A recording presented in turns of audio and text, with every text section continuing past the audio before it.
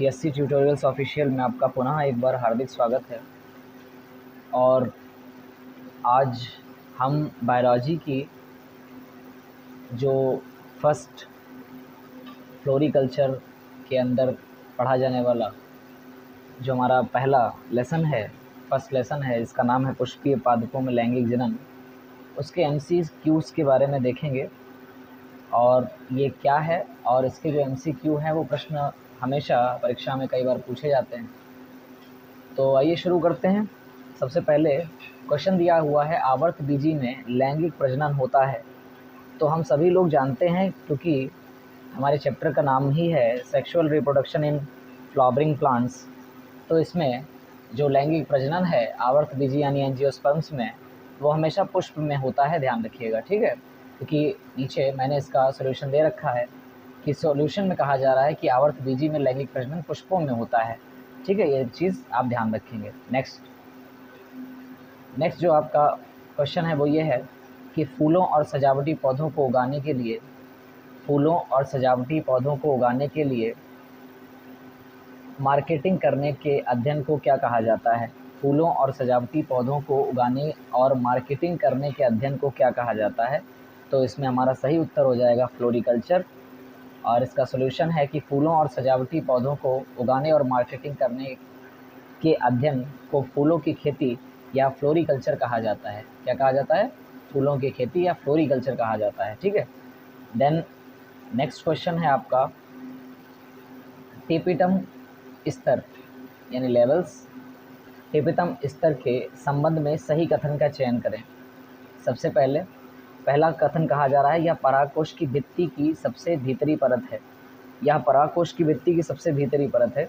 दूसरा, टेपिटम स्तर की कोशिकाएं आकार में काफ़ी बड़ी होती हैं और इसमें एक से अधिक द्विगुणित केंद्रक होते हैं।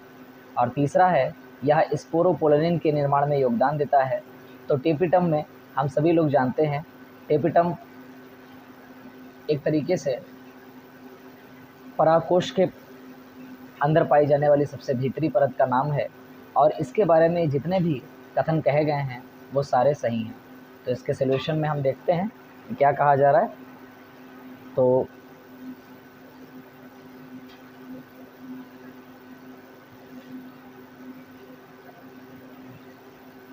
लिखा हुआ है, आपको दिखाई दे रहा होगा कि लघु बीजाणुधानी मुख्य रूप से 4 परतों या दीवार से घिरा हुआ है, एपिडर्मिस, एंडोथीसियम, मध्य परत और टेपिटम स्तर। टेपिटम स्तर सबसे भीतरी परत है और यह स्पोरोपोलिन के निर्माण में योगदान देता है। ये सभी बच्चे आप सभी लोग जानते होंगे। तंतु अर्थात जो हमारे बीजाणु में पाए जाने वाले जो तंतु हैं, जिनको तंतु समुच्चय कहा जाता है, का जो समीपस्थ छोर है वो किससे जुड़ा होता है? तो हमारे जो तंतु समुच्चय हैं उनका जो समीपस्थ छोर है वो याद रखिएगा थैलेमस से जुड़ा होता है, ठीक है। थैलेमस पुंकेसर वर्तिकाग्र और परागकोश में किससे जुड़ा होता है? थैलेमस से जुड़ा होता है। तो इसको ध्यान से देखिएगा। इसका सॉल्यूशन कहा जा रहा है कि तंतु का समीपस्थ छोर पुष्पासन या पुष्पदल से जुड़ा होता है। तंतु का जो समीपस्थ छोर है वो पुष्पासन या पुष्पदल से जुड़ा होता है। नेक्स्ट क्वेश्चन पे आएंगे तो देखिए क्या कहा जा रहा है। एक कथन दिया हुआ है, स्टेटमेंट दिया हुआ है, ए नंबर और आर नंबर, वो देखते हैं उसमें स्टेटमेंट ए में क्या कहा जा रहा है, उसका कारण क्या है, उसको देखिएगा ध्यान से। कहा जा रहा है कि आवर्तबीजियों की लघु बीजाणुधानी 4 परतों से घिरी होती है। आवर्तबीजियों की लघु बीजाणुधानी 4 परतों से घिरी होती है और इसका कारण दिया जा रहा है कि बाहरी 3 परतें सुरक्षा प्रदान करती हैं और परागकोश के स्फुटन में मदद करती हैं। तो आवर्तबीजियों की जो लघु बीजाणुधानी है, ठीक है, लघु बीजाणुधानी यानी माइक्रोस्पोरोजाइम, वो क्या करती है? जो 4 परतों से घिरी है और बाहरी 3 परतें सुरक्षा प्रदान करती हैं और परागकोश के स्फुटन में मदद करती हैं। तो इसका सही आंसर हो जाएगा कि कथन ए और कारण आर दोनों सत्य हैं। ये दोनों ही बातें सत्य हैं और कारण आर जो है वो कथन ए की सही व्याख्या नहीं है। हालांकि ये तो कहा जा सकता है कि बाहरी परतें सुरक्षा प्रदान करती हैं, लेकिन ए का ये कारण संबंधी नहीं है, क्योंकि 4 परतों से घिरा होना क्यों है ये देखिए ध्यान से। एपिडर्मिस, एंडोथीसियम और मध्य परतों सहित एपिडर्मिस को अधिचर्म कहा जाता है, एंडोथीसियम अंतःभित्ति होती है, उसके बाद मध्य परत, उसके बाद सबसे निचली परत को टेपिटम कहते हैं। और इन दोनों मध्य परतों के सहित लघु बीजाणुधानी की बाहरी 3 दीवारें जो परतें होती हैं वो सुरक्षा प्रदान करती हैं और एंथर के स्फुटन में मदद करती हैं। किसके? एंथर, एंथर यानी परागकोश, एंथर का मतलब यहाँ से परागकोश से है, स्फुटन में मदद करती हैं। और टेपिटम नामक आंतरिक परत, टेपिटम नामक जो आंतरिक परत है वो पराग कण के विकास को पोषण प्रदान करती है। अगर आपसे डायरेक्टली परीक्षा में पूछा जाए कि बताइए टेपिटम को जो है वो पराग कणों को पोषण प्रदान करने के लिए उत्तरदायी है या नहीं है, तो आप सीधे कहेंगे हाँ, इसका उत्तर बिल्कुल सही है। अब नेक्स्ट क्वेश्चन हम देखते हैं। लिखा हुआ है क्वेश्चन नंबर 6 कि बाह्यचोल उच्च तापमान, जो एक्साइन है हमारा बाह्यचोल जो है वो एक्साइन, हमेशा याद रखिएगा ये परतों के अंदर ही टेपिटम के अंदर के एक प्रकार हैं। लिखा हुआ है बाह्यचोल उच्च तापमान, प्रबल अम्ल, क्षार और एंजाइमों के लिए प्रतिरोधी है। और दूसरा कथन लिखा हुआ है कि स्पोरोपोलिन जनन क्षेत्र पर उपस्थित होता है। तो ये भी बिल्कुल सही बात है कि स्पोरोपोलिन जनन क्षेत्र पर उपस्थित होता है, क्योंकि जब भी आप बीजाणुद्वारी हिस्से को देखते हैं तो उस पर आपको ये साफ साफ दिखाई देता है। दूसरी चीज़, बाह्यचोल यानी एक्साइन का काम ही है कि वो बाहर जितनी भी चीज़ें हैं उन सब से हमारे जो बीजांड है और उसके चारों तरफ जो परतें पाई जा रही हैं उस सब की वो रक्षा करेगा, चाहे वो उच्च तापमान हो, चाहे वो प्रबल अम्ल है यानी स्ट्रॉन्ग एसिड है या स्ट्रॉन्ग बेस है, या जितने भी एंजाइम हैं उनका प्रतिरोध करेगा। तो नीचे लिखा हुआ है सॉल्यूशन के साथ यहाँ पे कि बाह्यचोल यानी स्पोरोपोलिन से बना होता है। बाह्यचोल स्पोरोपोलिन से बना है जो सबसे प्रतिरोधी कार्बनिक यौगिक में से एक है, जो सबसे प्रतिरोधी कार्बनिक यौगिकों में से एक है। और यह स्पोरोपोलिन पराग कणों पर कुछ स्थानों पर अनुपस्थित है, जिसे जनन छिद्र कहा जाता है। ठीक है, जिसे क्या कहा जाता है? जनन छिद्र कहा जाता है। नेक्स्ट हमारा जो 7वां क्वेश्चन है वो क्या कह रहा है, देखिएगा।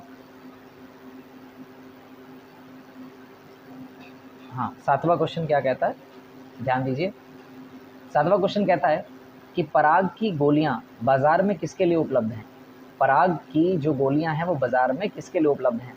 तो याद रखिएगा, पराग की गोलियां लिखा हुआ है इन विट्रो निषेचन के लिए, प्रजनन कार्यक्रम के लिए, संपूरक आहार के लिए, संपूरक आहार के लिए,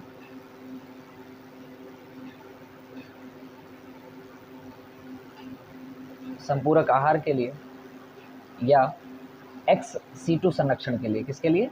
XC2 संरक्षण के लिए। तो एक बार फिर से देखिएगा, प्रश्न को एक बार फिर से देख लेते हैं। जगह की कमी की वजह से आपको दिखाई नहीं दिया होगा, सॉरी। अभी एक बार इसको सही कर देते हैं।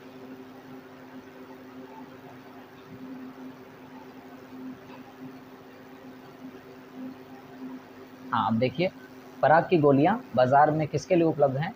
तो सबसे पहला इन विट्रो निषेचन के लिए, प्रजनन कार्यक्रम के लिए, संपूरक आहार के लिए, XC2 संरक्षण के लिए। तो हमेशा याद रखिएगा, इसका सोल्यूशन दिया गया है कि पराग की गोलियां बाजार में संपूरक आहार के लिए उपलब्ध हैं। एक तरीके से इसका ये फुल संपूरक आहार होती हैं। ठीक है। नेक्स्ट है कि पराग कण की डैश 2 नरयुग्मकों को बचाने के लिए विभाजित होता है। तो याद रखिएगा, परागकण जो है 2 नरयुग्मकों के साथ कायिक कोशिका और जनन कोशिका में विभाजित होता है। जब ये जनन कोशिका आपस में संयुगित होती हैं और संयुगित होने के बाद ये जब दोनों ही रूपों में विभाजित होती हैं तो वर्तिकाग्र पर पहुंचकर जनन कोशिका 2 नरयुग्मकों के साथ नीचे चली जाती है। ये चीज़ ध्यान रखिएगा, जनन कोशिका में 2 नरयुग्मक पाए जाते हैं, कायिक कोशिका में नहीं, माइक्रोस्पोर मदर सेल में भी नहीं। इनमें से कोई नहीं, हमारा उत्तर हो जाएगा जनन कोशिका में। इसका सोल्यूशन दिया हुआ है कि परागकण जनन कोशिका को 2 नर युग्मकों को बनाने के लिए विभाजित होता है। ठीक है, परागकण जो है वो जनन कोशिका को 2 नर युग्मकों को बनाने के लिए विभाजित होता है। ये चीज़ आप ध्यान रखेंगे। नेक्स्ट हमारा 9 क्वेश्चन है।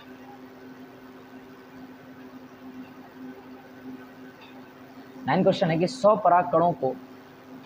परागकणों के निर्माण के लिए कितने अर्धसूत्री विभाजन की आवश्यकता होती है? तो अर्धसूत्री विभाजन का मतलब आप लोग जानते हैं कि अर्धसूत्री विभाजन का मतलब होता है 1/2, सीधी बात है। ठीक है, तो अगर हम ये कार्य कर रहे हैं और हमारे पास 100 परागकण हैं, 4 चैम्बर हैं, इसका डिटेल में आपको ये बताना चाहूँगा कि 4 चैम्बर होते हैं। जब भी लघु बीजाणुधानी की पूरी संरचना देखी जाती है तो 4 चैम्बर होते हैं, और उस 4 चैम्बर्स में जो इसके कोष्ठक पाए जाते हैं, जो कमरे जिसको हम लोग कहते हैं बायोलॉजी की भाषा में, जो कोष्ठक पाए जाते हैं उसमें 4 चैम्बर्स होने की वजह से उनमें एक एक पार्ट में परागकण विभाजित रहता है। तो सीधी बात है, अगर 100 परागकण है और उसका 1/2 किया जाए तो हमारा आंसर क्या मिलेगा, 25 मिल जाएगा, क्योंकि 4 चैम्बर्स में ये विभाजित होता है। ठीक है, तो सॉल्यूशन क्या है, परागकणों के निर्माण के लिए 25 अर्धसूत्री, सॉल्यूशन क्या है कि परागकणों के निर्माण के लिए 25 अर्धसूत्री विभाजन की आवश्यकता होती है। 100 परागकणों के निर्माण के लिए 25 अर्धसूत्री विभाजन की आवश्यकता होती है। ठीक है, नेक्स्ट आगे देखते हैं।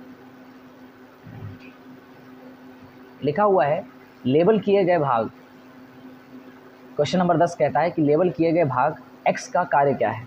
तो x का कार्य सीधे है, अगर आपको ध्यान से दिखाई दे रहा हो तो इस चित्र को हम थोड़ा और से जूम करेंगे और इस चीज़ को थोड़ा सा देखिएगा। अगर आप लोगों को पता हो तो हमारा जो ये 4 चैम्बर्स हैं जिसको हम लघु बीजाणुधानी की अभी बात कर रहे थे, तो आपके सामने वो उपस्थित है, बीच में ध्रुवीय केंद्रक है और लास्ट में आप यहाँ पर ये देखिए कि अधिचर्म, उसके बाद एंडोथीसियम, फिर मध्य परत के बाद जो हमारा टेपिटम होता है वो हमेशा याद रखिएगा कि परागकणों के स्फुटन में भी सहायता करता है। तो यहाँ पर जो लिखा हुआ है कि अगर हम टेपिटम की बात करते हैं तो वो हमेशा स्फुटन के साथ साथ जो मध्य परत है, अगर वो मैच्योर हो जाता है परागकण तो वो क्या कर देता है, उस चीज़ को बाहर निकाल देता है, यानी उसके स्फुटन में मदद करता है। ठीक है, प्लास्टिक में मदद करता है। परंतु अगर हम आपसे कहें कि यहाँ पे जो चित्र में एक्स भाग दिखाया जा रहा है वो टेपिटम का है और टेपिटम का मुख्य कार्य होता है पोषण प्रदान करना, तो ऑप्शन से पहले ही आप लोगों ने देख लिया होगा। तो यहाँ पर 4 ऑप्शन हमारे सामने हैं और सबसे पहला ऑप्शन दिया जा रहा है कि स्फुटन में मदद करता है, यांत्रिक गतिकियों में यानी यांत्रिक क्रियाओं में मदद करता है, पोषण में या संरक्षण में। तो सीधी बात है, याद रखना ये जो आप भाग देख रहे हैं ये हमारा वो कौन सा भाग है, टेपिटम का, और टेपिटम के इस भाग का कार्य है पोषण प्रदान करना। तो लिखा हुआ है, सॉल्यूशन लिखा हुआ है इसमें बहुत अच्छे से कि टेपिटम, और यहाँ पे देखिएगा चित्र को हम थोड़ा अगर निकाल दें, बिल्कुल थोड़ा सा इसको यहाँ पे जूम कीजिएगा, तो यहाँ पे जो टेपिटम हमारा है ये लास्ट में हमें मध्य परत के बिल्कुल एक बात ऊपर आप देखेंगे तो ध्यान से आपको दिखाई देगा, ये जो टेपिटम का मुख्य कार्य है वो हमारा कार्य है कि पोषण प्रदान करना, किसको, परागकणों को। तो ये चीज़ ध्यान रखना। ठीक है, इसके बाद यहाँ पर आप सीधे यहाँ पे आएंगे, क्वेश्चन को इस तरीके से देखें, यहाँ पे आइए, आवर्त बीजी में गुरु बीजाणुधानी किसके बराबर है। तो आवर्त बीजी पौधों में या पादपों में कभी भी क्वेश्चन किसी भी रूप में पूछा सकता है, आवर्त बीजी में या गुरु बीजाणुधानी किसके बराबर है। तो याद रखिएगा कि गुरु बीजाणुधानी हमारे बीजांड के बराबर होती है, इसको इसी का दर्जा मिला हुआ है। तो आवर्त बीजियों में सोल्यूशन क्या कह रहा है, नीचे को देखते हैं। सोल्यूशन कह रहा है कि आवर्त बीजियों में गुरु बीजाणुधानी, आवर्त बीजियों में गुरु बीजाणुधानी बीजांड के बराबर होता है। ठीक है, ध्यान रखना, इस एक से अधिक बीजांड पाए जाते हैं।